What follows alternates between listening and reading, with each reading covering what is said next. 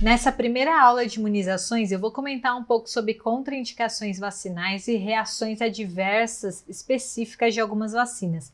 Mas antes disso, vamos dar uma olhada no calendário nacional do programa de imunizações. Se você quiser dar um pause aqui para completar esse calendário, essa é a hora. Bom, ao nascimento, a criança tem a dose única da vacina BCG que protege contra as formas graves da tuberculose miliar e tuberculose meningoencefálica. Além disso, eu tenho a primeira dose da vacina contra a hepatite B. Aos 2 meses eu tenho um monte de vacina. Tenho a vacina pentavalente, que protege contra 5 doenças: difteria, tétano, coqueluche, hemófilos influenza IB e hepatite B. Tenho também a primeira dose da vacina inativada contra a poliomielite, primeira dose da vacina do rotavírus e primeira dose da vacina pneumo 10 valente, que protege contra 10 sorotipos do pneumococo. Eu repito tudo isso aos 4 meses e aqui eu queria levantar só um detalhe, que é a questão da faixa de administração da vacina do rotavírus. A primeira dose só pode ser aplicada entre 1 mês e 15 dias e 3 meses e 15 dias, e a segunda dose só é feita se o paciente recebeu a primeira dose e ele tem idade entre 3 meses e 15 dias e 7 meses e 29 dias. Se passar desse período, o paciente não recebe essa segunda dose. Tenho a terceira e última dose da pentavalente aos 6 meses, assim como a terceira e última dose da vacina inativada da poliomielite. No Programa Nacional de Imunizações, as primeiras 3 doses de proteção contra a poliomielite são feitas com a vacina inativada e não mais com a vacina oral da poliomielite. O objetivo aqui é justamente reduzir a incidência da poliomielite pós-vacinal, que estava mais associada à aplicação da vacina oral da poliomielite nas primeiras doses de imunização contra essa doença. Aos 3 e 5 meses eu tenho a vacina meningocócica C, que protege contra as doenças causadas pelo meningococo do sorotipo C. Tenho o reforço do meningococo C e da pneumo 10 valente com 1 ano. E lá na faixa etária dos adolescentes, a gente tem um reforço contra as doenças meningocócicas, mas aqui sob a forma da vacina meningo ACWY, que é fornecida desde 2020 para os adolescentes que tenham entre 11 anos e 12 anos de vida. Com 15 meses e com 4 anos eu tenho reforço da tríplice bacteriana, a DTP, e também eu tenho reforços da poliomielite, só que agora com a vacina oral da poliomielite, a vacina do Zé Gotinha. Lembrar que a partir dos 7 anos a gente não pode mais fazer vacina DTP, então o que a gente faz, os reforços posteriores são feitos com a dupla adulto, D, letra minúscula, T, letra maiúscula, que é essa que aparece aqui na parte dos adolescentes a cada 10 anos. O objetivo aqui é manter a proteção contra o tétano. Com 1 ano de vida, eu tenho a primeira dose da vacina tríplice viral, sarampo, cachumba, rubéola, e eu tenho reforço dessa vacina com 15 meses de vida sob a forma da vacina tetraviral, que é sarampo, cachumba, rubéola associado à varicela. Com 15 meses de vida, eu também tenho a dose única da vacina contra a hepatite A. No SUS, a gente só faz apenas uma dose contra essa doença. E com 4 anos, eu tenho reforço da vacina da varicela, mas aqui ela já isolada. Com 9 meses de vida, eu tenho a vacina da febre amarela, que se tornou obrigatória em todo o território nacional desde 2020. E sempre que eu estou vacinando uma criança menor de 5 anos contra a febre amarela pela primeira vez, ela precisa de 2 doses. Então, no nosso calendário de imunizações, eu tenho a primeira dose aos 9 meses e a segunda dose, que é uma dose de reforço, aos 4 anos. Além disso, eu tenho a vacina influenza aqui, que é uma vacina sazonal. Então, ela é liberada todo ano e todo ano ela muda. E sempre na sazonalidade de que o influenza circula no nosso território. Geralmente ela começa a ser aplicada em abril. A vacina influenza para crianças está liberada a partir dos 6 meses de vida e até 5 anos, 11 meses e 29 dias. Toda vez que eu estou vacinando pela primeira vez uma criança contra a influenza, eu preciso dar pelo menos 2 doses com intervalo de 1 mês entre elas. E daí, nos anos posteriores, essa criança vai receber apenas 1 dose e é isso aí.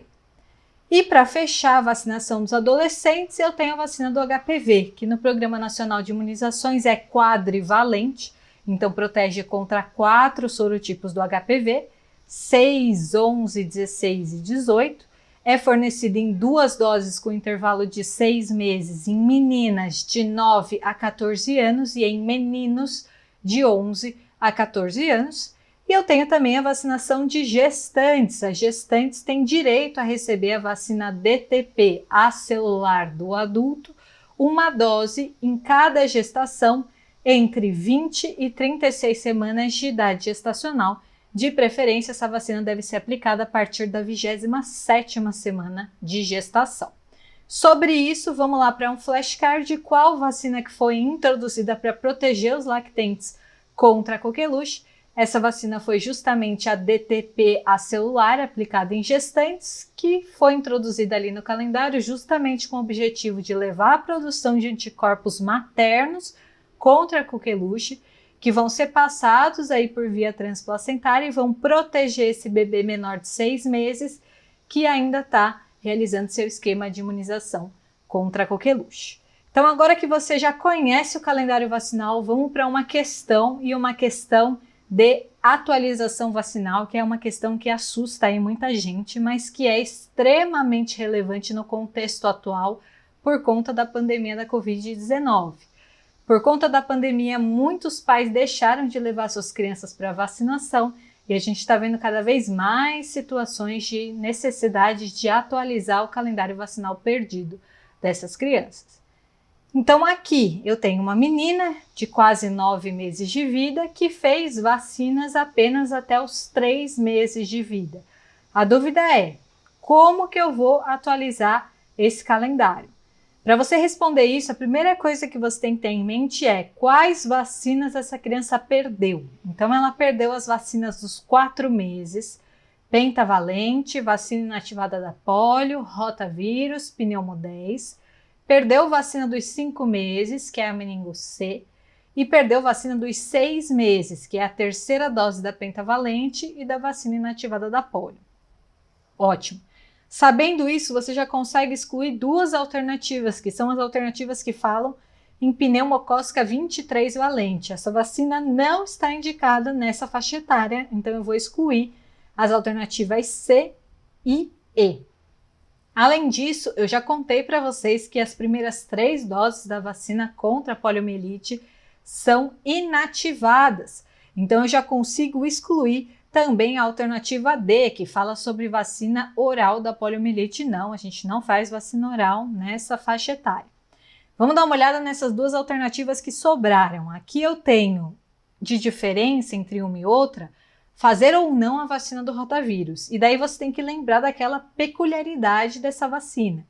A 2ª dose da vacina do rotavírus só pode ser aplicada até 7 meses e 29 dias. Como essa criança tem 8 meses e 20 dias, ela perdeu essa dose. Então, na verdade, ela vai receber todas as outras, exceto a vacina contra o rotavírus. Eu vou passar agora um flashcard sobre uma situação de atualização vacinal que pode aparecer também para você em prova. Quantas doses e quantos reforços da vacina contra a hemófilos influenza B deve receber uma criança hígida de 1 ano de vida que nunca foi vacinada? Daí você lembra que no calendário do Programa Nacional de Imunizações, as crianças até 1 ano de vida recebem 3 doses da vacina contra hemófilos influenza, que compõe a vacina pentavalente aos 2, 4 e 6 meses de vida. Mas será que uma criança hígida que perdeu essas doses precisa repetir essas 3 doses? Na verdade, não. Na verdade, ela vai receber apenas 1 dose da vacina contra hemófilos influenza B, sem necessidade de reforço. E aqui é claro que eu estou falando de uma criança que não tem imunossupressão e também não é esplenectomizado. Muito bem. Visto então o calendário nacional de imunizações, eu vou passar agora para as contraindicações vacinais. E para entender as contraindicações, você tem que conhecer a composição das vacinas e a via de administração das vacinas. Vamos começar falando então de composição vacinal. E aqui eu quero relembrar para vocês que existem vacinas no nosso calendário que são compostas por agentes vivos atenuados. Eles estão meio baqueadinhos, mas eles estão vivos. São as vacinas BCG, vacina oral da poliomielite, vacina do rotavírus, tríplice viral, sarampo, cachumba, rubéola, vacina da febre amarela e vacina da varicela. Todas as outras vacinas são vacinas compostas por agentes ou componentes mortos, tá? Então eu tenho vacinas que são compostas pelo agente inteiro que está inativado, como é o caso, por exemplo, do componente pertussis, da DTP, da vacina inativada da polio, da hepatite A e da vacina do HPV. Eu tenho vacinas que são compostas por compostos desses agentes etiológicos, então, por exemplo, só a proteína da cápsula do agente etiológico, que é o caso, por exemplo, da vacina contra a hepatite B, vacina do hemófilos influenza B, pneuma 10 valente, meningo C. E eu tenho vacinas que são compostas por produtos modificados do metabolismo, as toxinas, que são modificadas e colocadas ali na vacina para proteger a gente, que é o caso da difteria e do tétano, que compõem aí a vacina DTP. Bom, sabendo isso, vamos lá para uma questão que já usa um pouco desse conceito. Aqui eu tenho uma menina de 3 anos que tem um diagnóstico de síndrome nefrótica e está em uso de tratamento com corticoide em dose alta, 2 mg quilo dia, já há 3 semanas. Ela tem um atraso vacinal e a dúvida é: qual vacina você não pode dar nessa situação? Bom, qual que é o problema aqui? O problema é que essa paciente faz uso de corticoide em dose alta, dose que a gente considera imunossupressora. E dose imunossupressora contraindica a aplicação de alguma vacina? Sim, contraindica a aplicação daquelas vacinas que são de agentes atenuados. Então vamos dar uma olhada nas alternativas e lembrar do que são compostas as vacinas que estão aqui. A vacina tríplice bacteriana, a vacina contra a influenza e a vacina hepatite A são vacinas inativadas. Então, tudo bem, não tem problema você dar num paciente que está em uso de medicação imunossupressora. Mas a vacina tríplice viral é uma vacina atenuada e ela está contraindicada nesse caso. Nesse caso, eu vou ter que esperar 90 dias depois da suspensão do uso do corticoide para poder aplicar essa vacina na paciente. Então, a gente viu que vacinas de agentes atenuados estão contraindicadas em imunodeprimidos. Seja essa imunodepressão por uma imunodeficiência primária ou por uma imunodeficiência adquirida, como HIV, ou em transplantados, ou aqueles pacientes que fazem terapia imunossupressora. Lembrando que o uso de corticoide por mais de 14 dias, na dose acima de 2 mg quilo dia em crianças ou acima de 20 mg dia em adultos, também é considerada como dose imunossupressora e também vai contraindicar essas vacinas.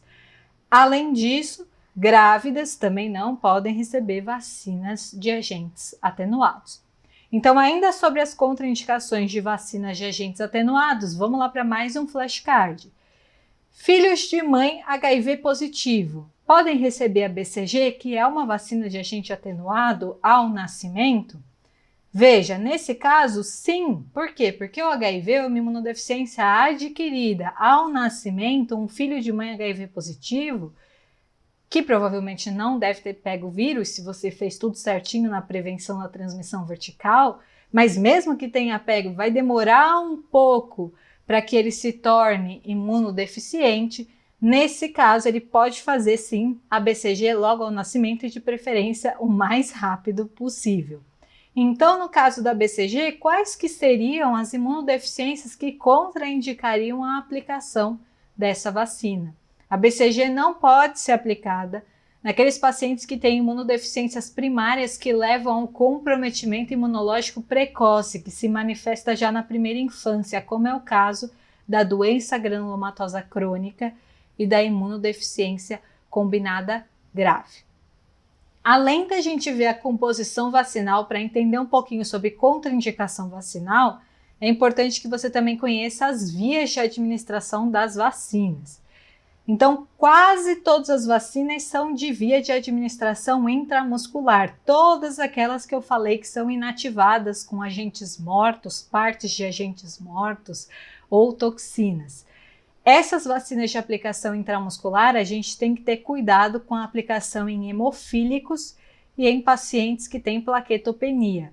Nessa situação, ou você vai ter que administrar fatores de coagulação antes da aplicação da vacina, ou você vai trocar a via de administração de intramuscular para subcutânea. Agora vamos falar sobre vacinas que são de aplicação subcutânea, como a vacina da febre amarela, sarampo, cachumba, rubéola, varicela e, obviamente, a tetraviral. E eu tenho uma única vacina que é de aplicação intradérmica, que é a vacina da BCG. E o fato da vacina da BCG ser de aplicação intradérmica faz com que ela tenha duas contraindicações relativas. Eu não posso aplicar BCG se eu tiver uma lesão no local de aplicação, que é sempre o braço direito por convenção. Tenho que esperar a lesão melhorar.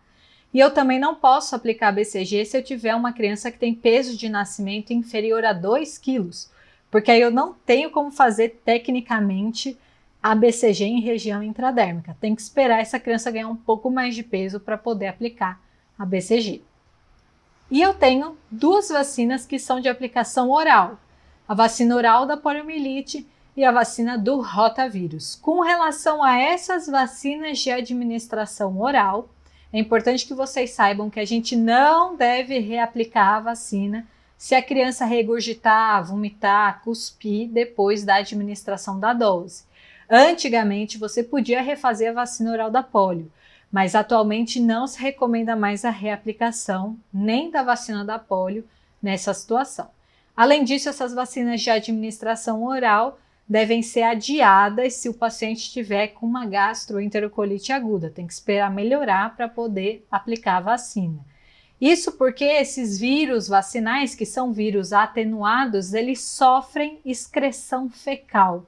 E, inclusive, por conta disso, a vacina oral da poliomielite é também contraindicada naqueles pacientes que são imunocompetentes, mas que convivem com um paciente com imunodepressão.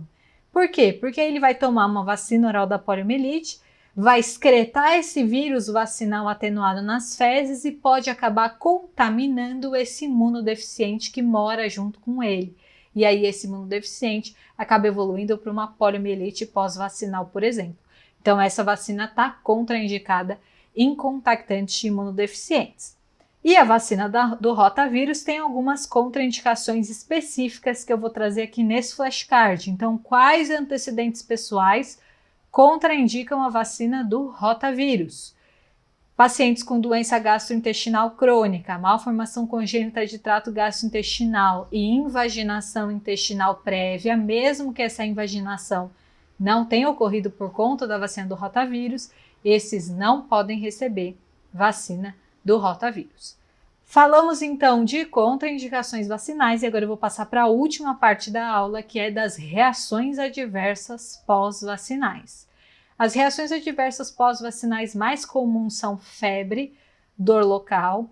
Nessa situação você vai apenas observar e tratar com antitérmicos, mas é importante que você saiba identificar reações adversas graves e sempre você deve notificar essas reações e investigar se a reação realmente está relacionada à vacina ou se foi alguma outra coisa que levou aqueles sintomas nesse paciente.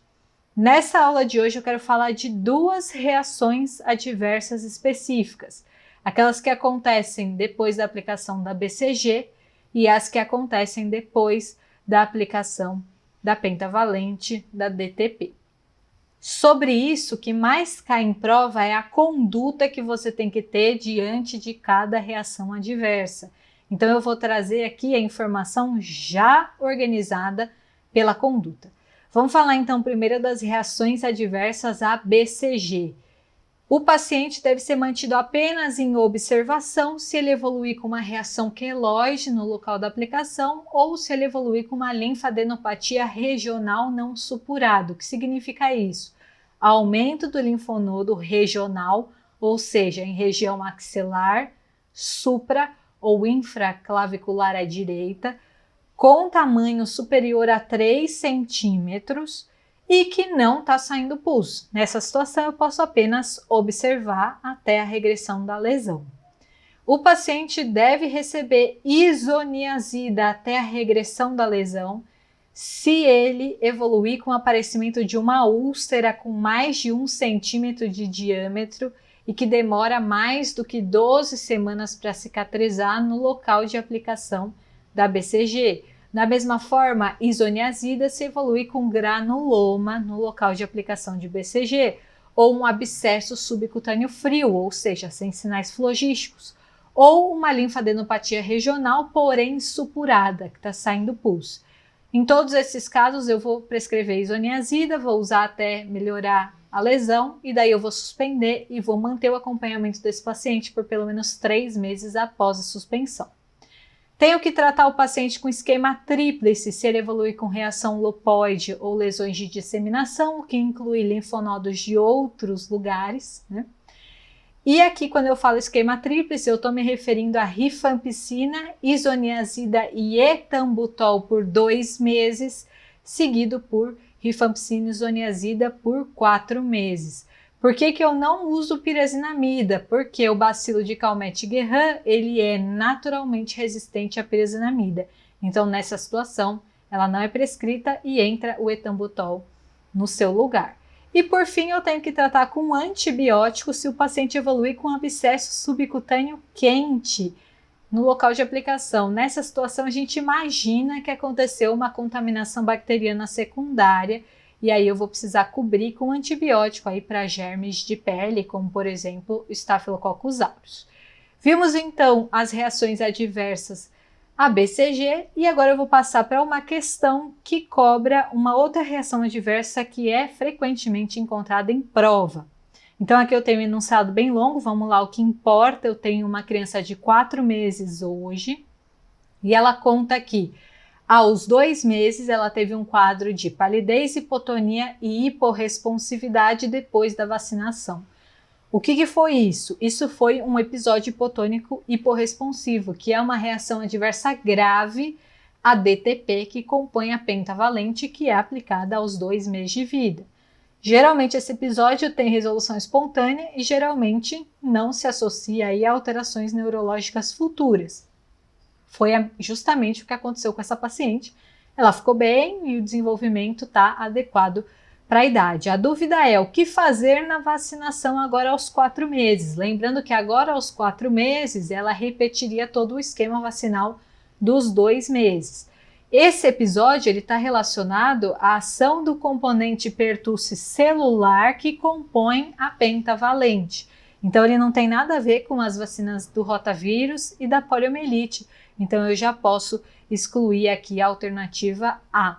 E essa é uma reação adversa que modifica o esquema vacinal posterior. Então não adianta você apenas espaçar a vacinação, mas sim você vai ter que modificar a vacina utilizada por essa paciente. Então nesse caso eu vou trocar a vacina tríplice bacteriana de células inteiras para a vacina tríplice bacteriana acelular e vou manter as demais vacinas para a idade. Vamos ver então as condutas que são recomendadas em pacientes que apresentam reações adversas graves à pentavalente, a DTP. Então você pode manter o esquema vacinal se esse paciente apresentou apenas febre, irritabilidade ou choro inconsolável, que é aquele choro persistente, incontrolável, ininterrupto, que dura mais de 3 horas e que aparece nas primeiras 48 horas da vacinação.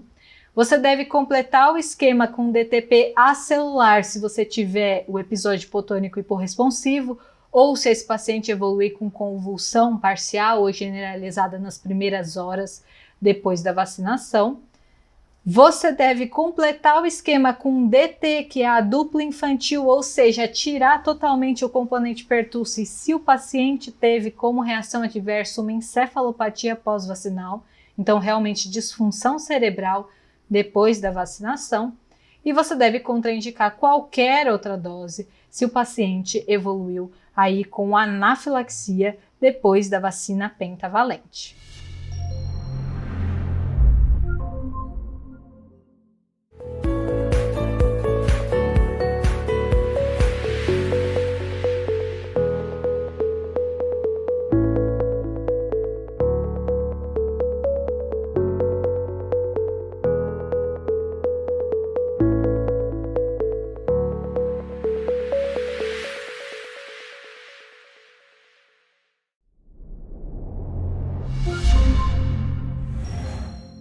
Nessa aula número 2, a gente vai falar de imunoglobulinas, então principalmente de profilaxias pós-exposição.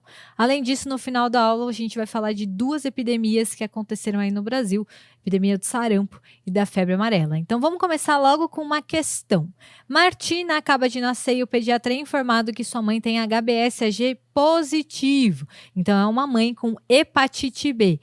Qual profilaxia, então, que eu devo tomar para evitar que essa bebê seja infectada pelo vírus da hepatite B? Você lembra que a principal forma de transmissão da hepatite B é perinatal, ou seja, pelo contato com as secreções infectantes depois do parto. Então é agora, é nesse momento. Vamos dar uma olhada nas alternativas. Alternativa A, colher sorologia para hepatite B e bilirrubina no recém-nascido e suspender a amamentação. A amamentação não tem nada a ver com isso. O que tem a ver aqui é secreção no momento do parto. Alternativa C, administrar imunoglobulina nas primeiras 12 horas, administrar vacina e prescrever aciclovir. O que o aciclovir tem a ver com isso? Nada a ver. Manter a observação e não administrar nada, nada a ver. Então a alternativa correta é a alternativa B. Nesse momento eu vou administrar tanto a vacina contra a hepatite B quanto a imunoglobulina específica para hepatite B nessa recém-nascida nas primeiras 12 horas de vida. Obviamente que em grupos musculares diferentes, e eu posso manter a amamentação, já que a hepatite B é uma doença imunoprevenível. Então, por que não utilizar a vacina e a imunoglobulina para evitar essa transmissão perinatal? O uso dessas 2 terapêuticas combinadas tem uma eficácia de 85% a 95% em evitar a transmissão perinatal da hepatite B. Então, para a gente fixar, vamos lá para um flashcard que fala de uma outra situação. E se o perfil sorológico da mãe para hepatite B fosse desconhecido? Então, é aquela mulher que chega, não fez pré-natal, não sei se tem hepatite B, o que é que eu vou fazer? Nessa situação, eu vou apenas vacinar contra a hepatite B logo nas primeiras 12 horas de vida e eu vou colher a sorologia da mãe. Se vier o resultado positivo para a hepatite B na mãe, eu tenho até 7 dias de vida para complementar com o uso da imunoglobulina humana anti-hepatite B e aí dar essa proteção para essa criança. Agora vamos trocar de imunoglobulina e vamos falar da imunoglobulina anti-varicela zoster, que é um jeito de fazer a profilaxia pós-exposição à varicela. Obviamente a gente não usa a profilaxia pós-exposição em todo mundo, até porque a varicela, a catapora, é uma doença relativamente tranquila em crianças.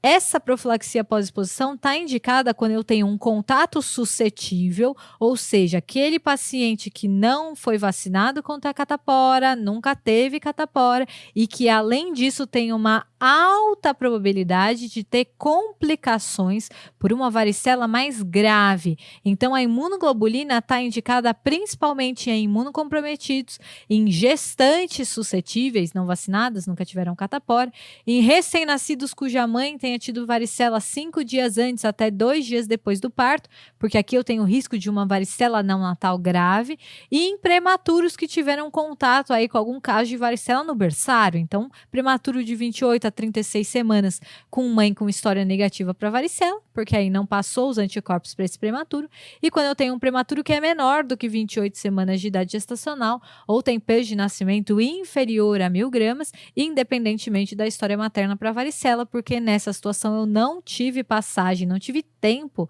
da passagem transplacentária de anticorpos. Entendido isso, vamos lá para mais uma questão. Durante a orientação para alta, um paciente internado na enfermaria apresenta lesões de pele compatíveis com varicela. No mesmo quarto estão internados mais 2 pacientes imunocompetentes suscetíveis e não vacinados. Então, são pacientes suscetíveis para varicela, ambos imunocompetentes. Um tem 5 meses de idade e outro tem 10 meses de idade. Considerando que o caso índice vai receber alta, além do isolamento com precaução para contato, gotículas e aerosóis, que é o isolamento necessário na catapora, a melhor conduta abaixo em relação aos comunicantes A e B é. Essa é uma questão que tem sido muito frequente nas provas recentemente. Então, é uma questão de prevenção de surto de enfermaria da varicela. Então, aqui eu tenho um paciente internado com catapora no mesmo quarto que outros 2 suscetíveis e imunocompetentes para catapora. O que muda entre eles é a idade. O paciente A tem 5 meses e o paciente B tem 10 meses. Anota aí essas informações e vamos lá ver as alternativas.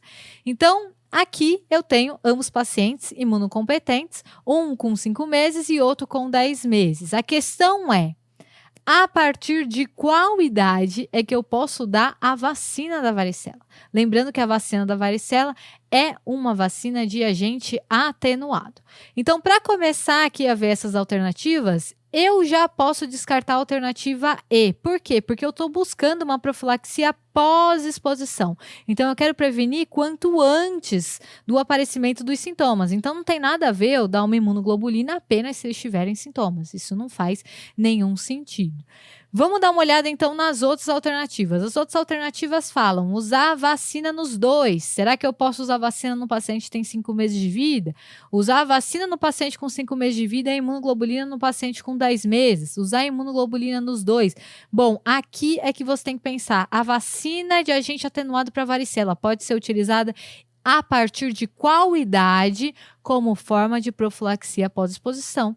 E aí, você lembra que, por bula, a vacina da varicela só pode ser aplicada a partir dos 9 meses. Portanto, o paciente A de 5 meses tem que receber a imunoglobulina humana anti-varicela zoster e o paciente de 10 meses pode receber a vacina sem nenhum problema. Então, para fixar, vamos lá para um flashcard. Em um surto hospitalar de varicela, o que fazer em pacientes que são imunocompetentes, suscetíveis e tem mais de 9 meses. Então, nessa situação, eu posso apenas aplicar a vacina da varicela em até 7 dias após o contato.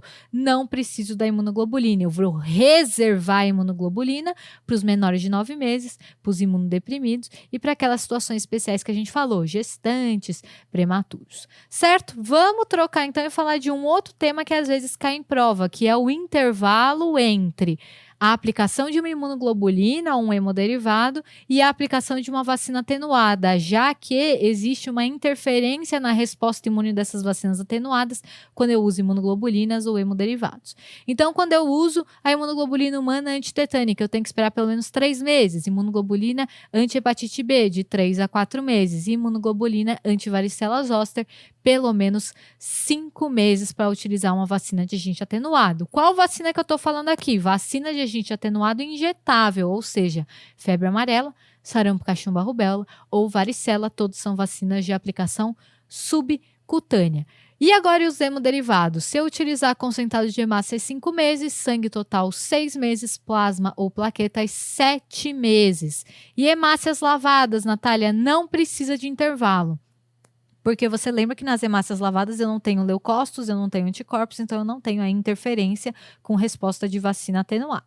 E por fim, se ele fizer uso de gama-globulina intravenosa, aquela gama-globulina que é um pool de IgG de vários doadores, eu tenho que esperar de 8 a 11 meses após a aplicação para fazer o uso de uma vacina atenuada dessas. Então, para a gente fixar, vamos lá para outro flashcard. Qual o intervalo mínimo entre a administração da imunoglobulina anti-varicela zoster e a vacina da varicela? Então, por exemplo, num caso de surto hospitalar que eu precisei dar imunoglobulina porque o paciente tinha menos de 9 meses, quanto tempo depois eu posso fazer essa vacina da varicela? Eu tenho que esperar pelo menos 5 meses para fazer o uso dessa vacina. Agora vamos lá para uma outra questão, vamos mudar de profilaxia pós-exposição, começando com a avaliação dessa questão. 2 irmãos de 10 e de 18 anos de idade deram entrada numa UPA trazidos pelos pais com a história de terem caído da bicicleta. O irmão mais novo apresenta ferimentos cortocontusos profundos em membro superior e inferior direito, contaminados por terra que precisaram de limpeza exaustiva e suturas. E o irmão mais velho tem apenas escoriações em ambos os membros que precisaram apenas de limpeza e curativo, então um ferimento mais leve. Os pais foram questionados sobre a vacinação contra o tétano e informaram que ambos os filhos receberam a última dose da vacina aos 6 anos de idade. Com relação à imunização contra o tétano, qual seria a orientação correta? Então, isso é muito frequente nas provas, que é orientações com relação à profilaxia pós-exposição ao tétano. Então, aqui, primeira coisa que eu tenho que pensar é, se os dois receberam a última dose da vacina aos 6 anos, então o mais novo recebeu a última dose há 4 anos e o mais velho recebeu a última dose há 12 anos. O filho mais velho parece que tem um ferimento superficial, de baixo risco para o tétano. E o filho mais novo tem um ferimento de alto risco para o tétano, porque é um ferimento aí profundo, é um ferimento contaminado, também seria o caso de ferimentos por arma de fogo, ferimentos por mordedura. Então, o filho mais novo tem um ferimento de alto risco, o filho mais velho tem um ferimento de baixo risco, mas o filho mais novo fez a vacina há 4 anos e o filho mais velho fez a última dose da vacina há 12 anos. Anota tudo isso e vamos lá ver as alternativas. Então, vamos lá. O mais novo tem um ferimento de alto risco, mas a última dose foi há 4 anos. O mais velho tem um ferimento superficial, baixo risco, mas a última dose foi há 12 anos.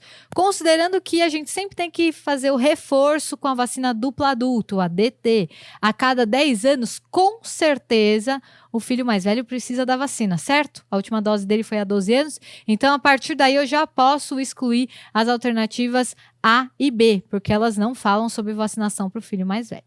O filho mais novo teve esse ferimento mais grave, mas ele também recebeu a última dose da vacina há 4 anos. Portanto, esse filho mais novo, com certeza, não precisa da vacinação. Então, a alternativa correta é a alternativa C. A vacinação tem que ser feita apenas para o filho mais velho que está já atrasado com as doses da vacina, já que a última dose foi há 12 anos. E agora a gente vai relembrar aquela tabelinha bem legal que você tem que lembrar de ler antes da prova. Então, aqui diz pra gente o que fazer na profilaxia pós-exposição ao tétano. Eu sempre tenho que avaliar o tipo de ferimento e a história de vacinação contra o tétano. Lembrando que todo tipo de ferimento deve ser lavado com antisséptico, soro fisiológico, tem que tirar corpo estranho, desbridar tecidos desvitalizados, aquela coisa. Eu vou aplicar vacina sempre que eu tiver vacinação incompleta, então menos de 3 doses, ou quando a última dose for há mais de 10 anos, em qualquer situação, ou quando a última dose for há mais de 5 anos em lesões de alto risco. Então, última dose há mais de 5 anos em lesões de alto risco para tétano, também vou aplicar a vacina. E eu vou utilizar a imunoglobulina humana antitetânica ou o soro antitetânico se eu tiver vacinação incompleta e ferimento de alto risco, ou quando eu tenho populações especiais e a última dose da vacina foi há mais de 5 anos. Quem são as populações especiais? Imunodeprimidos, idosos e desnutridos graves. Esses também pode ser necessário o uso da imunoglobulina se a última dose tiver sido há mais de 5 anos. E aí, como é que eu faço essa imunoglobulina? Eu vou contar lá a dose total, vou aplicar ao redor do ferimento e o que sobrar eu vou aplicar intramuscular, sempre num grupo muscular diferente do grupo utilizado para vacina. Lembrando que a gente sempre dá preferência para o uso de imunoglobulina ao invés do soro, porque o soro tem mais relação com reações adversas. Então, para a gente fixar um pouquinho sobre a questão da vacina, vamos para esse flashcard. Até qual idade está liberada a vacina DTP? A vacina DTP com pertussis células inteiras está liberada apenas até 6 anos, 11 meses e 29 dias. A partir daí é dupla adulto. Então, aquele menino da questão vai receber uma dose de reforço da dupla adulto, que também deveria ser feita a cada 10 anos aí de rotina. Terminado isso, vamos falar de outra profilaxia pós-exposição que é muito frequente nas provas de pediatria, que é a profilaxia da raiva. Então, eu tenho um menino de 6 anos que foi mordido na mão esquerda por um cachorro da vizinha que foi pego na rua há 2 dias. Segundo o Ministério da Saúde, a conduta a ser tomada deve ser, então, Aqui eu tenho um acidente em mão. Acidente em mão, pé, face são sempre graves. Da mesma forma que quando eu tenho ferimentos muito profundos, inclusive ferimento por unha muito profundo, ou ferimentos múltiplos, ferimentos extensos, ou quando eu tenho lambedura de mucosa ou de pele com lesão grave, eu também tenho um ferimento aí de alto risco, um acidente grave para raiva. Além disso, eu tenho aqui um cão que aparentemente não tinha suspeita de raiva no momento, porque a questão não falou nada, que o cão estava maluco. E também eu tenho um cão que é passível de observação, porque é o cão da vizinha. Então, por ser um acidente grave, mesmo que seja um animal que não tem sinais de raiva, logo de cara esse paciente tem que receber alguma coisa. Então, a alternativa de falar que eu vou só observar o cão já está excluída. Por quê? Porque alguma coisa eu vou ter que fazer, porque o acidente foi muito grave. Mas será que esse paciente precisa de soro? Como é um animal que não tem suspeita de raiva nesse momento inicial, no momento do acidente, e que pode ser observado, não. Eu não preciso usar nem a imunoglobulina, nem o soro antirrábico, então já vou excluir também a alternativa E. E justamente porque esse animal pode ser observado, eu posso inicialmente fazer a vacina antirrábica 2 doses, observar esse cachorro por 10 dias e encerrar o caso, ou seja, não dar mais nenhuma dose se o animal continuar bem. E se o animal evoluísse para raiva ou desaparecesse, aí eu faria o esquema completo. Lembrando que desde 2018, o esquema completo da vacina antirrábica é de 4 doses. Então, aqui está um pouquinho desatualizado, falando 5 doses, mas não, são 4 doses desde 2018. Então, vamos relembrar como que eu faço a profilaxia após exposição à raiva. Então, eu vou analisar o tipo de acidente, se foi um acidente leve, grave, e como que o animal estava no momento do acidente. Vamos começar falando sobre acidentes leves. Então, não foi em mão, foi em tronco, membros únicos, superficial, coisinha tranquila. Nessa situação, se eu fiz esse acidente leve por um cão ou gato sem suspeita de raiva no momento, eu posso apenas inicialmente observar esse animal, não preciso receber nada. E aí, se ele se mantiver sadio por 10 dias, encerro o caso. E se nesse período de observação ele se tornou raivoso ou desapareceu, aí sim está indicado o uso de 4 doses da vacina antirrábica intramuscular, agora 3 dias depois, 7 dias depois e 14 dias depois. Em contrapartida, foi um acidente leve, foi só uma lambedura de pele com lesão superficial, que também se classifica como um acidente leve, mas foi por um cão ou gato que tinha suspeita de raiva e estava meio loucão, foi por isso que foi o acidente. Aí eu já dou 2 doses da vacina intramuscular, agora e 3 dias depois, e observo por 10 dias. Nesse período ele se manteve sadio, encerro o caso por aí, ele se tornou raivoso ou desaparecido, eu completo com mais 2 doses o esquema para dar as 4 doses da vacina antirrábica. E se foi um acidente leve, mas foi por cão ou gato que morreu depois do acidente, ou animais silvestres, ou animais de produção, mesmo que seja um animal silvestre domiciliado, então é um macaco que mora na casa do seu vizinho, foi um acidente leve, só uma mordidinha no membro, tranquilo, nada muito profundo, não tem suspeita de raiva, mas esse animal silvestre está indicado logo de cara 4 doses da vacina intramuscular e ponto final. Então, você veja que quando eu tenho um acidente leve, eu não uso imunoglobulina antirrábica nem soro antirrábico. Eu uso apenas a vacina se eu tiver suspeita de raiva ou se for um animal silvestre de produção. Certo? Vamos trocar agora, vamos falar dos acidentes graves. Novamente, agora eu tenho um acidente grave, como aquele acidente da questão em mão, por um cão ou um gato sem suspeita de raiva, igualzinho à questão.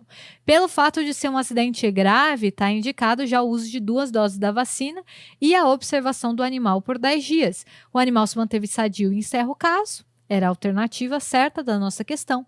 O animal se tornou raivoso ou desapareceu, eu vou completar o esquema com mais 2 doses e aí eu vou aplicar o soro ou a imunoglobulina antirrábica. Lembrando que eu aplico do mesmo jeito do tétano. Faço a conta aí da dose, aplico ao redor do ferimento e o que sobrar intramuscular em um grupo diferente da vacina. Foi um acidente grave, mas dessa vez aconteceu por um cão ou um gato com suspeita de raiva no momento do acidente. Pronto. Já está indicado soro ou imunoglobulina e 2 doses da vacina e vou observar por 10 dias. Continuou sadio, encerra o caso, se tornou raivoso ou desapareceu, aí eu vou completar o esquema com mais 2 doses da vacina. E se for um acidente grave por um animal que morreu, desapareceu, ou um animal silvestre, ou um animal de produção, eu estava lá na fazenda e eu tomei uma bela de uma chifrada do boi que estava lá. Bom, primeiro que esse é um acidente bem grave, né? Precisa tomar cuidado para não morrer. E segundo que sim, você acabou de ganhar 4 doses da vacina antirrábica e soro ou imunoglobulina. E essa mesma conduta vale para qualquer tipo de acidente com morcego. Então, suponha que você um dia acordou no seu quarto e tinha um morcego dentro do seu quarto. Eu fico muito preocupado com isso, né? E precisa ver onde eu estou morando, inclusive. E pode ser que tenha ocorrido até um contato indireto com esse morcego. Você vê, ele não te mordeu nem nada, mas não dá para saber, né? Vai que ele deu uma lambidinha no seu pé, que estava para fora da coberta. Pode ser. Qualquer tipo de acidente com morcego também ganha 4 doses da vacina mais soro ou imunoglobulina antirrábica, porque esse é um animal com alto risco de transmitir a raiva e a raiva é 100% letal em humanos, tá bom? Todos morrem. Então, a gente não quer morrer, a gente quer tomar vacinas e imunoglobulinas. Então, para a gente fixar, vamos lá para o nosso flashcard. Qual a profilaxia para raiva diante de um acidente leve com um morcego? Foi só uma mordidinha no braço? Só uma mordidinha no braço também se qualifica para 4 doses da vacina antirrábica, mais soro ou imunoglobulina antirrábica. Agora que a gente já terminou essas profilaxias pós-exposição, eu quero falar de alguns surtos de doenças imunopreveníveis no Brasil. Não é o caso do Covid, não tem vacina para Covid, então não tem muito o que falar aqui nessa aula de imunizações. Mas eu posso falar sobre sarampo e posso falar sobre febre amarela. Então vamos começar com uma questão bem recente sobre isso, 2020. Segundo o Ministério da Saúde, foram confirmados 6.640 casos de sarampo no Brasil até a 38ª semana epidemiológica de 2019, sendo que inúmeros casos ainda estavam em investigação. Foram notificados 6 óbitos, sendo 4 em menores de 1 ano e 2 em adultos. Então aqui a gente já vê esse predomínio para esses 2 tipos de população nessa epidemia recente aí do sarampo. Ações instituídas no enfrentamento desse surto a fim de interromper a transmissão do vírus do sarampo e reduzir as internações e os óbitos foram. Então ele quer saber sobre que ações a vigilância tomou para interromper esse surto. E veja que ele fala da epidemiologia e fala que os óbitos estavam concentrados em 2 faixas etárias, menores de 1 ano e adultos. Então ele quer saber que ações foram implementadas pelo Ministério para reduzir as internações e óbitos nessa faixa etária dos menores de 1 ano, porque ele quer saber redução de óbitos em lactentes. Então, vamos às alternativas. Então, a gente está procurando aqui ações de controle para reduzir internações e óbitos em menores de 1 ano por sarampo. Você lembra que no Calendário Nacional de Imunizações, a vacinação contra o sarampo é feita a partir de 1 ano. A primeira dose é com 1 ano e depois eu tenho um reforço com 15 meses.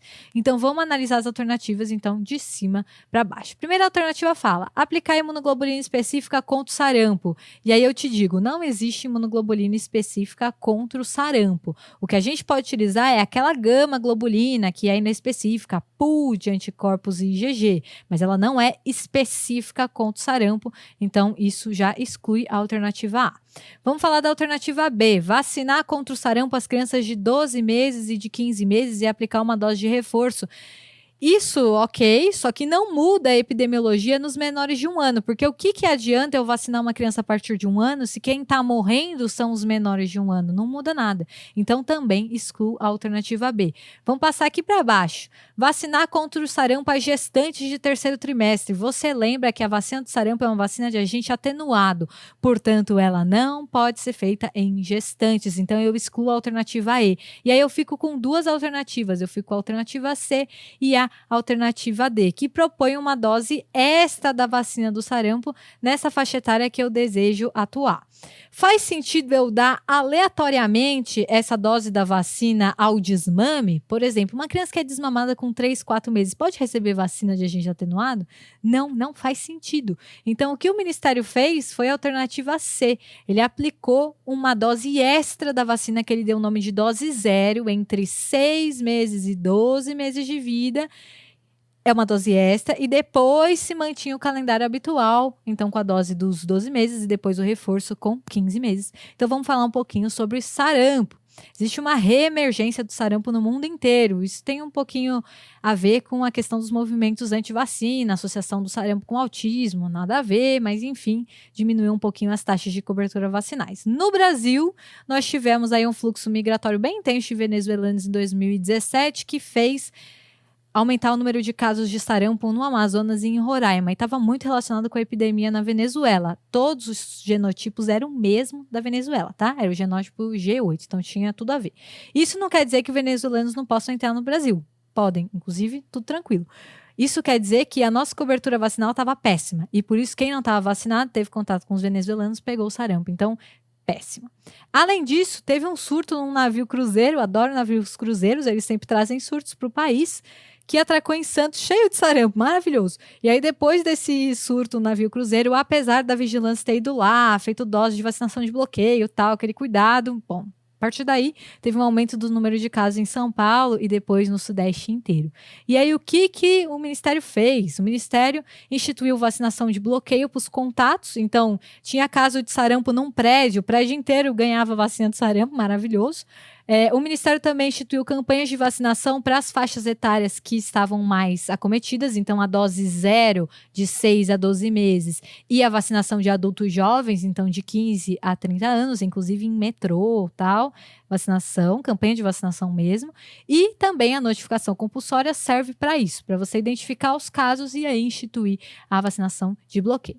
Vamos trocar agora, vamos falar da outra epidemia, começando com o flashcard. Quantos dias antes da viagem deve ser vacinada uma pessoa que vai para uma área endêmica de febre amarela?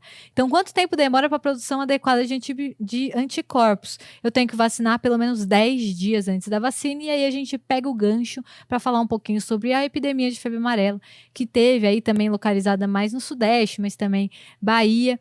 Foi tão intensa a epidemia que a gente teve que adotar uma estratégia da Organização Mundial da Saúde que já tinha sido utilizada em outros países da África, por exemplo, que é da dose fracionada, que a gente usava uma dose e distribuía para 5 pessoas. Tinha uma boa efetividade, tinha uma boa soroconversão, 98% dos anticorpos, e esses anticorpos a gente tem estudos lá da África que estão presentes até 8 anos depois da vacinação. Então a dose fracionada é uma boa alternativa para quando a gente tem um aumento muito grande dos casos e pouca dose da vacina. E aí a gente lembra que a vacina da febre amarela é feita em ovo. Então tinha aquela história do pessoal que era alérgico em ovo, mas enfim, epidemia, 60% de mortalidade da febre amarela versus ter uma anafilaxia, né? Nessa situação, geralmente a gente recomenda a desensibilização. E também, por ser uma vacina atenuada, tinha a situação dos imunodeprimidos, das grávidas, das mulheres que estavam amamentando. Em situações de surto, a gente flexibiliza essas contraindicações. Então, sim, a gente vacinou imunodeprimidos, desde que, assim, CD4, né, acima de 200, 350 células. Sim, a gente vacinou grávidas se tivesse um risco muito alto. E sim, a gente vacinou mulheres que estavam em aleitamento materno. Lembrando que em mulheres em aleitamento materno, a recomendação é que pelo menos você pare de amamentar entre 10 e 14 dias depois da vacinação, porque pode ter essa certa excreção aí do vírus atenuado pelo leite, tá? Então tem essa recomendação sim, e nessa situação de surto a gente sempre flexibiliza mesmo.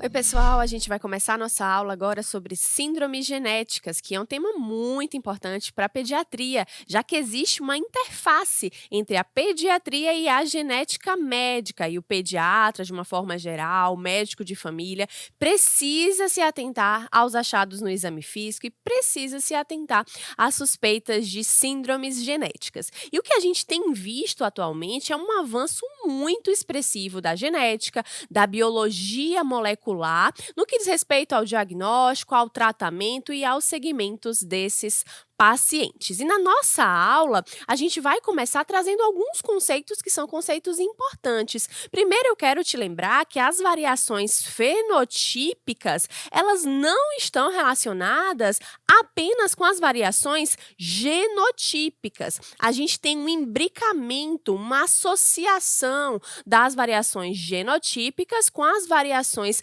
ambientais que vão culminar com as variações ou com a expressão fenotípica dos nossos pacientes. Então, é super importante a gente ter em mente que há uma interferência, né, dos fatores ambientais, assim como dos fatores ou da constituição genética do indivíduo para a sua expressão fenotípica. Isso é um conceito básico da genética. E outros conceitos que a gente vai abordar durante a nossa aula, que são conceitos importantes, né, para a sua prática clínica, mas também para a sua prova. Algumas provas gostam de fazer alguns questionamentos sobre esses conceitos de genética médica. E olha, eu vou te adiantar que às vezes esses conceitos ficam um pouco confusos, né? A gente vai tentar deixá-los mais claros. Olha lá, a gente vai falar sobre o conceito de síndrome, conceito de malformação, a gente vai falar sobre o conceito de disrupção e sobre o conceito de deformação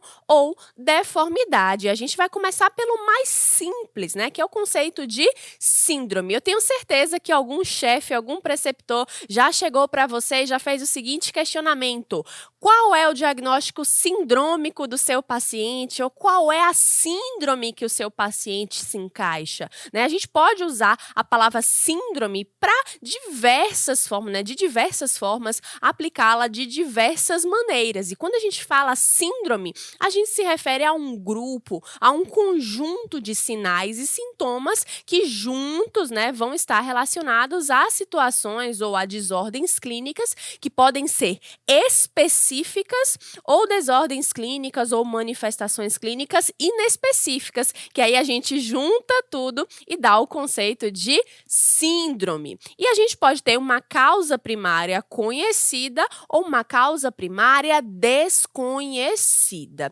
Isso aqui é o contexto de síndrome para nossa prática médica habitual. Quando a gente fala em síndrome na prática genética, aí isso já muda um pouquinho, né? Quando a gente fala em síndrome aqui, síndrome genética, a gente se refere a anomalias ou anormalidades múltiplas que têm um caráter genético.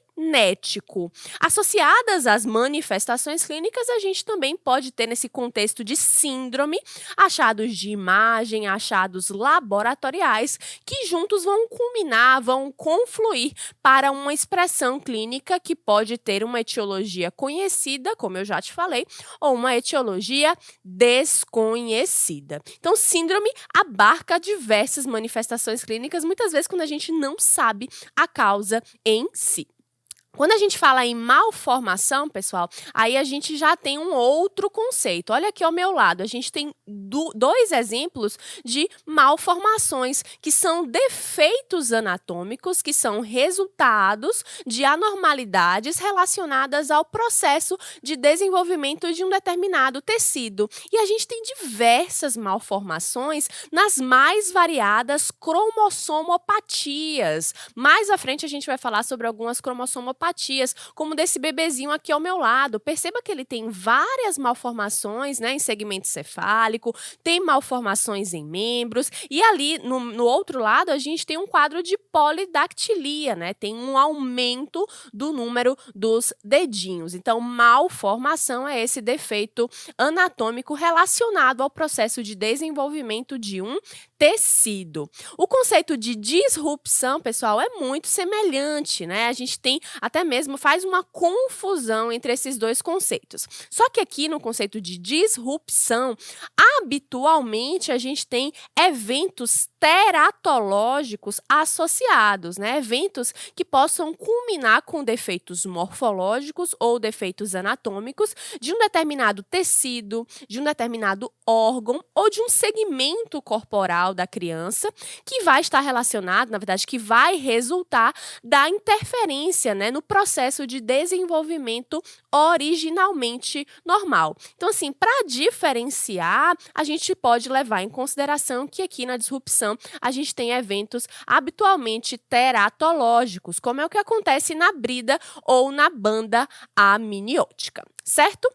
Um outro conceito que é super importante que você tenha em mente, que eu acho que também é um conceito mais tranquilo, que é o conceito de deformação ou deformidade. Aqui, pessoal, não necessariamente uma deformação ou uma deformidade vão ter um caráter congênito, certo? A gente pode ter uma deformação ou uma deformidade adquirida, como a expressão de uma doença, por exemplo, neuromuscular, uma doença metabólica, uma doença reumatológica, uma doença neurológica. E como conceito, a deformação ou a deformidade é um efeito causado por uma força mecânica, que pode ser uma força intrínseca ou uma força extrínseca, que tem um caráter não disruptivo, ou seja, aqui eu não estou falando de disrupção, que vai gerar uma normalidade em uma posição ou no segmento corporal daquela criança, daquele paciente. Como exemplo, né, de deformação ou deformidade,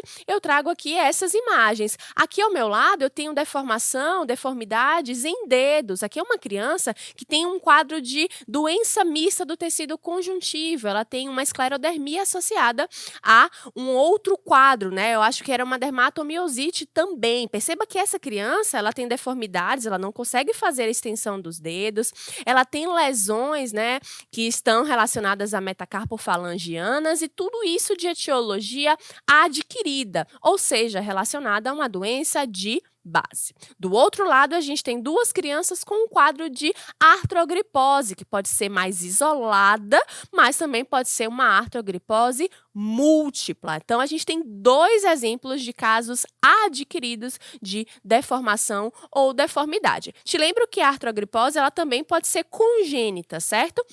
Aí a gente pode ter essas duas etiologias. E quando a gente fala em anomalias, em síndromes genéticas, existem alguns fatores de risco que são fatores de risco que a gente precisa questionar na nossa anamnese, na nossa história clínica. A gente precisa questionar se existe consanguinidade parental, né? Se os pais forem da mesma família, tiverem alguma relação familiar, isso é um importante fator de risco para síndromes genéticas. A gente deve questionar se houve exposição à radiação no pré-natal, durante a gravidez, avaliar se existe o risco ou diagnóstico de infecções congênitas. Te lembro das infecções congênitas do grupo TORCHES e outras infecções, como, por exemplo, a infecção do HIV. A gente tem que perguntar sobre medicamentos e substâncias teratogênicas, né? Se houve a exposição ou se houve o uso de medicamentos ou dessas substâncias. Questionar sobre comorbidades, principalmente doenças metabólicas, aí chama a sua atenção para o diabetes mellitus e para as doenças da tireoide. A idade materna avançada, e quando a gente fala em idade materna avançada, a gente fala em uma idade materna acima de 35 anos, né, que aumenta o risco de síndromes genéticas e causas relacionadas ao parto, ao intraparto, ao pré-parto, ao pós-parto, né? A gente sabe que partos difíceis relacionados a sofrimento fetal, quadros de prematuridade também podem predispor a alterações, certo? A gente vai fazer todas essas perguntas na nossa anamnese, né? Eu já te falei tudo aqui, os dados do pré-natal, os antecedentes gestacionais, os antecedentes neonatais são também muito importantes e a gente deve questionar a evolução da criança até o momento da consulta. Por exemplo, eu estou ali numa consulta de puericultura, eu preciso saber como essa criança evoluiu durante o seu desenvolvimento neuropsicomotor. E aí, nessa consulta, eu também preciso avaliar os marcos do desenvolvimento, que eu sei que você já está craque, já conhece. A gente sabe que na caderneta da criança, do Ministério da Saúde, a gente tem os principais marcos do desenvolvimento, e aí isso pode auxiliar nas nossas consultas. Então, a gente vai fazer perguntas do tipo: sentou com qual idade, andou com qual idade, falou as primeiras primeiras palavras, com qual idade, a gente vai buscar alterações do desenvolvimento neuropsicomotor daquela criança. E no exame físico, pessoal, aqui, ao contrário do que a gente faz no contexto de urgência e emergência, que o exame físico é bem focado, aqui a gente vai fazer um exame físico detalhado. A avaliação antropométrica que a gente faz para todas as crianças em consultas de puericultura, a gente vai continuar fazendo, só que aqui, quando o foco é uma alteração genética, uma síndrome genética, quando você está em busca de dismorfias, aí você precisa fazer um exame físico com algumas medidas específicas do ponto de vista antropométrico. E aí, para auxiliar esse exame físico específico, a gente precisa de uma régua que seja uma régua flexível. Já já eu te mostro como é que a gente vai fazer esse exame mais específico. Vou buscar por dismorfias. Algumas dismorfias são bem claras, né? Você olha para o paciente, muitas vezes em segmento cefálico, elas já estão bem evidentes, certo? Você vai seguir com o exame físico como você faz para todas as crianças, com um foco bem importante no exame neurológico. Vou avaliar a posição do paciente, a marcha do paciente, a força, os reflexos, o status cognitivo do meu paciente. Tudo isso deve ser avaliado. O exame físico específico, obviamente, ele é muito maior do que o exame físico apenas de segmento cefálico, mas aqui eu trago para vocês algumas medidas que são medidas que a gente usa na prática genética e que podem te ajudar, certo? A gente tem gráficos, tabelas, scores para todas essas medidas. Então, a gente vai colocar na tabela, vai colocar no gráfico e vai avaliar se essas medidas estão normais ou estão anormais. Acompanha aqui comigo. Aqui na letra A, a gente tem a medida da distância intercantal externa. Na letra B de bola, a gente tem a medida da distância intercantal interna. Na letra C, a gente tem a distância interpupilar. E na letra D de dado, a gente tem a distância nasolabial. Certo? Eu sei que é super específico, eu sei que às vezes você não vai se sentir à vontade para fazer essas medidas sozinho, mas é só para você ter uma noção de como é o exame físico dismorfológico, certo? Aqui eu trago para vocês algumas anormalidades que a gente pode ver nos nossos pacientes. Olha lá. Posso ter alterações em região auricular, como, por exemplo, apêndices pré-auriculares, que podem ser únicos ou podem ser múltiplos. Meu paciente pode ter um quadro de hipertricose, né, excesso de pelos, ou pode ter também, muito comum, baixa implantação de orelhas ou baixa implantação de pavilhão auricular, como é o caso daquela moça ali ao lado. Certo? Agora a gente vai falar um pouquinho sobre as principais síndromes genéticas. Pessoal, aqui é bem resumido, é só para você ter uma ideia dessas síndromes para a sua prova, certo? Vamos falar sobre a síndrome de Down, que é a trissomia do cromossomo 21, a síndrome de Edwards, que é a trissomia do cromossomo 18, e a síndrome de Patau, que é a trissomia do cromossomo 13. Depois a gente vai falar sobre outras duas síndromes também muito importantes, que são a síndrome de Turner, que é relacionada ao cariótipo X0, e a síndrome de Klinefelter, que é associada ao cariótipo 47XX. E a gente vai começar com a mais comum, a mais frequente cromossomopatia, e na sua prática também vai ser a mais comum. Tenho certeza que você já examinou, você já atendeu um paciente com a síndrome de Down, que é a trissomia do cromossomo 21. Do ponto de vista epidemiológico, pessoal, 1 em cada 600 a 800 nascidos vivos tem essa síndrome. Então, perceba a importância de você saber as principais manifestações clínicas e você saber como deve ser o segmento desses pacientes. Está muito relacionada à idade parental mais avançada, e quando eu digo mais avançada é acima da terceira década, e hoje a gente avançou bastante no diagnóstico. A gente consegue fazer um diagnóstico pré-natal, né, a partir da análise sérica bioquímica, a partir da análise do líquido amniótico, a partir de estudos citogenéticos e de exames de imagem. A gente avançou muito no que diz respeito ao diagnóstico. E a gente consegue fechar o diagnóstico da trissomia do cromossomo cromossomo 21, né, por ser uma trissomia do cromossomo, ou seja, por ser uma cromossomopatia, eu vou dar o diagnóstico com esse exame aqui ao meu lado, que é o cariótipo. Se eu tenho uma trissomia do cromossomo 21, eu vou ter no cromossomo 21 uma trissomia, como você vê naquela setinha ali no número 21.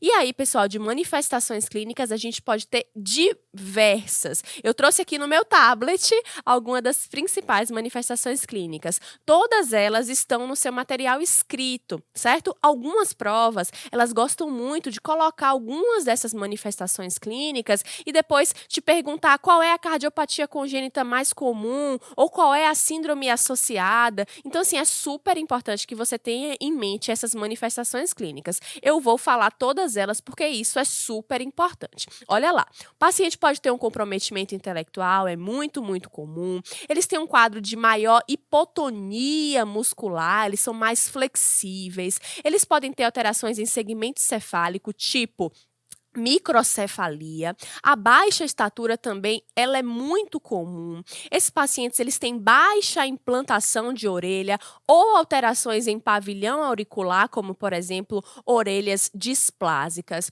Eles podem ter alterações em segmento cefálico, tipo epicanto, tipo fissura palpebral mais oblíqua, tipo occipício achatado. Podem ter alterações também em extremidades, as mãozinhas podem ser mais largas, os dedinhos são mais curtos, né, o que a gente chama de braquidactilia.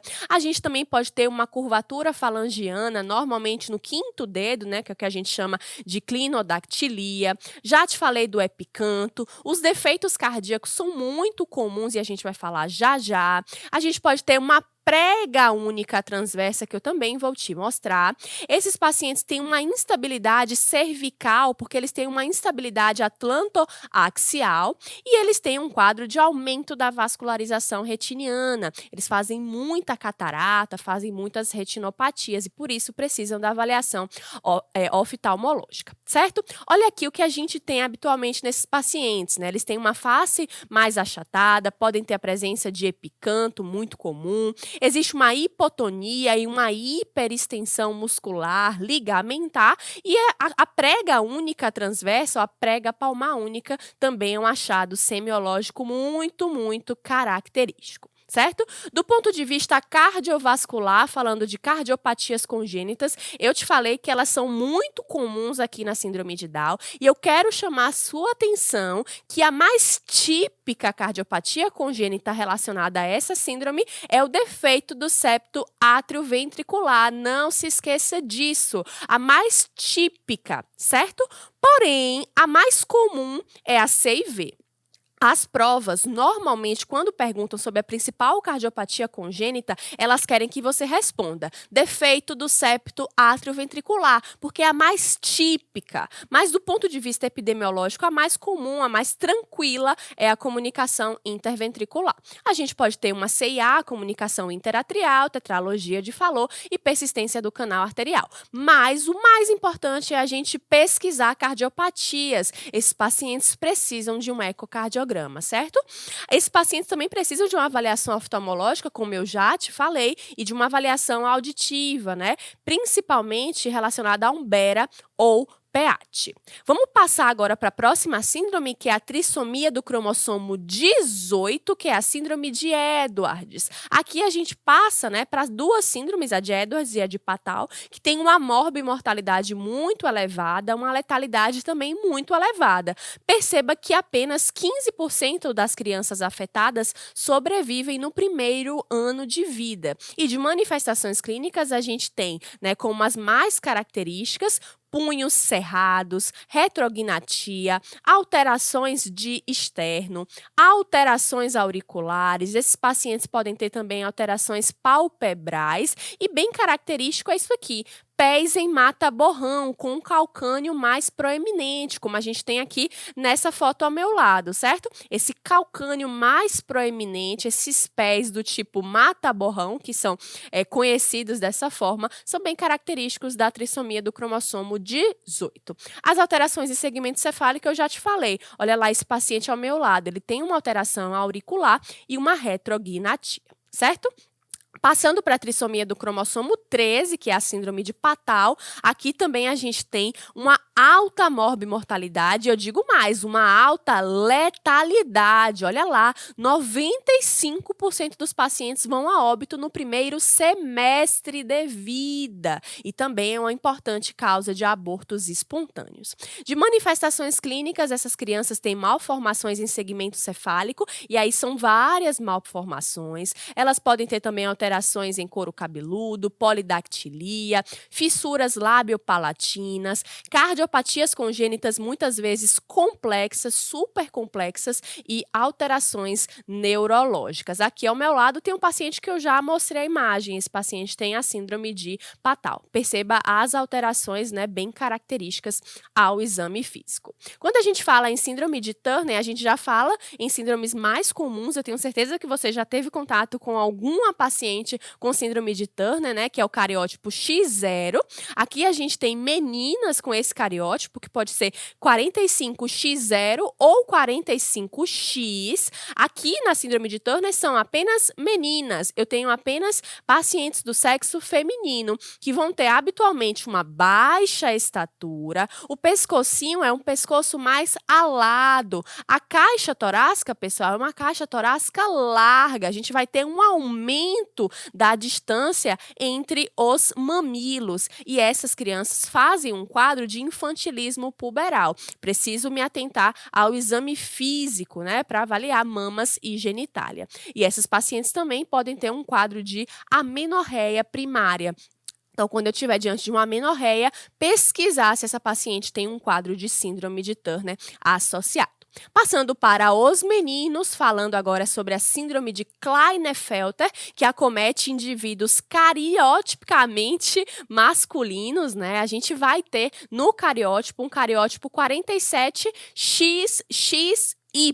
Ou seja, vou ter um aumento do material cromossômico relacionado ao X. E o que é que esses meninos vão ter? Habitualmente, eles têm um comprometimento intelectual, fazem um quadro de obesidade, que é como esse paciente aqui, uma obesidade mais centrípeta, fazem um quadro de ginecomastia, os testículos habitualmente estão atróficos. Esses pacientes normalmente têm um quadro de esterilidade, né? E a gente tem que investigar isso. Muitas vezes relacionado ao quadro de hipogonadismo característico dessa síndrome. E o que eles têm também é uma desproporção no que diz respeito à sua envergadura para a estatura. Olha lá esse paciente, ele tem uma desproporção dos seus membros, certo? Vamos para as nossas questões bem rapidinho, começando com a questão de Goiás. Qual é a cardiopatia congênita que está mais associada aos portadores da síndrome de Down? Eu te falei que isso cai muito. Eu vou marcar que é o defeito do septo atrioventricular. As outras opções eram TGA, tetralogia de Fallot ou dupla via do ventrículo direito. Não. Pensou em cardiopatia congênita mais típica da síndrome de Down, defeito do septo atrioventricular. E a síndrome de Patau é a trissomia cromossômica do par 13. Não caia nessa pegadinha, certo? Espero que vocês tenham gostado e a gente se vê nas próximas aulas.